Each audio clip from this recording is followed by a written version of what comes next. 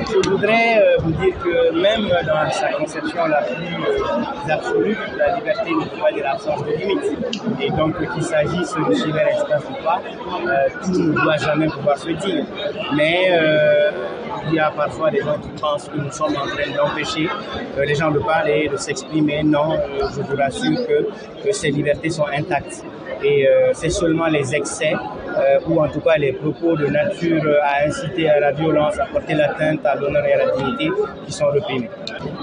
Il y a plusieurs manières en réalité parce que le pôle de lutte contre la cybercriminalité peut recevoir des plaintes, recevoir aussi des dénonciations, mais nous pouvons également nous auto-saisir.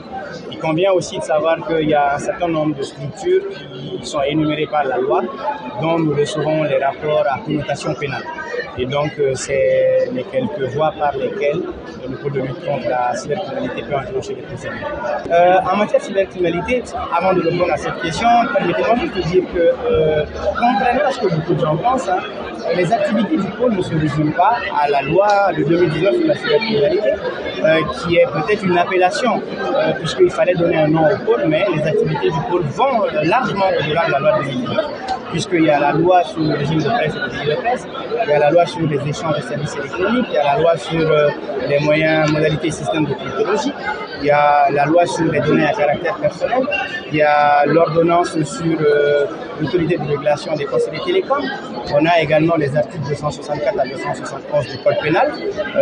Cette fois-ci, il faut retenir qu'il y a une compétence qui va concerner la loi de manière judiciaire, la loi, comme on appelle, électorale et même le code minier, mais si et seulement si cela concerne la cybercriminalité. Donc, il s'agit de faire comprendre que, contrairement à ce que les gens pensent, les diffamations, les injures et autres sont seulement peut-être une partie, j'allais dire, de la cybercriminalité prise dans son ensemble, puisque ça peut être de l'escroquerie en ligne, ça peut être des vols d'informations d'entreprises et même des données sensibles de l'État. Le Mali, par extraordinaire, est dans une période charnière de son existence et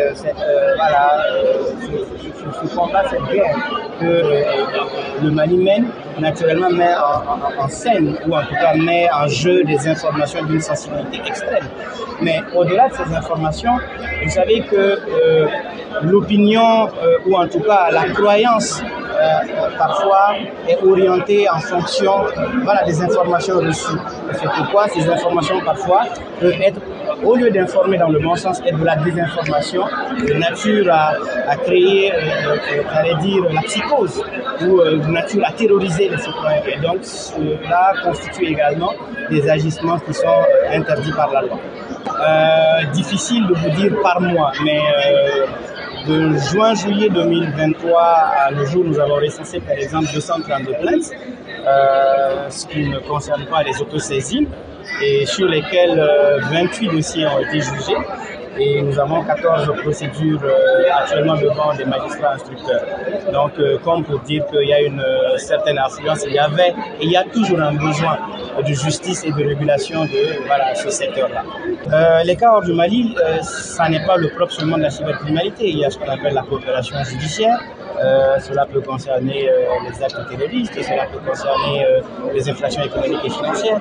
Juste pour dire que chaque fois, et c'est l'occasion de rappeler que, comme je disais, le pôle a la compétence exclusive et même transnationale, comme pour dire que les infractions commises sur le cyberespace, même à l'étranger, peuvent avoir des effets sur le territoire du Mali, mettre en scène les compétences ou en tout cas la compétence. Donc, c'est dans le cadre des accords et de coopération, à la suite soit des conventions de traités internationaux ou même des accords de coopération au niveau bilatéral, que nous pouvons solliciter l'aide d'appui et d'assistance d'autres pays. Mais il convient à ce stade, à ce niveau, de spécifier qu'il s'agit d'une dimension éminemment politique, d'une dimension éminemment diplomatique, j'allais dire. Mais il y a des mécanismes, il y a des canaux qui permettent effectivement, et j'allais parler par exemple d'Interpol, qui est une forme de coopération policière à l'échelle internationale où c'est pas que le Mali, tous les pays du monde peuvent saisir cette structure policière à l'effet de procéder à des interpellations de délinquants qui ne sont pas forcément que du cyberespace. Je pense que oui, mais je vais plutôt, on va plutôt laisser, je sais pas, les journalistes, nos concitoyens juger de cela. Je pense que nous ne sommes pas les mieux indiqués pour pouvoir aujourd'hui nous infatuer sur nous-mêmes, mais nous estimons que nous sommes en train, en tout état de cause, de donner le meilleur de nous-mêmes et nous n'allons pas faiblir à cela. Nous allons continuer à donner ce qu'il faut, à faire ce qu'il faut pour, en tout cas, du mieux qu'on peut essayer d'assainir notre civilisation. Un appel aux Maliens, oui, mais surtout aux hommes de médias qui sont les vecteurs de communication, qui sont les vecteurs qui permettent en réalité de porter plus loin que la voix du procureur qui est en train de faire son réquisitoire. Et donc, appeler nos concitoyens à la retenue, que les gens comprennent que le pôle n'est pas là pour réprimer systématiquement, n'est pas là que pour réprimer. Et même par extraordinaire, s'il y avait des pressions, ce n'est pas des procédures destinées contre des individus pris isolément ou en tout cas des groupes d'individus pris isolément. C'est le droit, c'est la loi et c'est des règles générales, impersonnelles et malheureusement coercitives. Et donc, mais pour autant que chacun à son niveau essaye d'aller à l'information. Nous allons multiplier ces exercices de nature à donner peut-être l'information, à sensibiliser, à donner les éclaircissements qu'il faut parfois sur des concepts, sur des situations qui parfois ne permettent pas aux gens de savoir réellement sur quel pied danser. Mais il est important de sensibiliser, il est important que les gens comprennent que nous sommes là au service en réalité des Maliens, nous sommes là au service de l'intérêt général et il ne s'agit aucunement de porter atteinte à quelqu'un de manière ou en tout cas fondée sur autre chose que le droit et les faits. Et c'est un peu ça.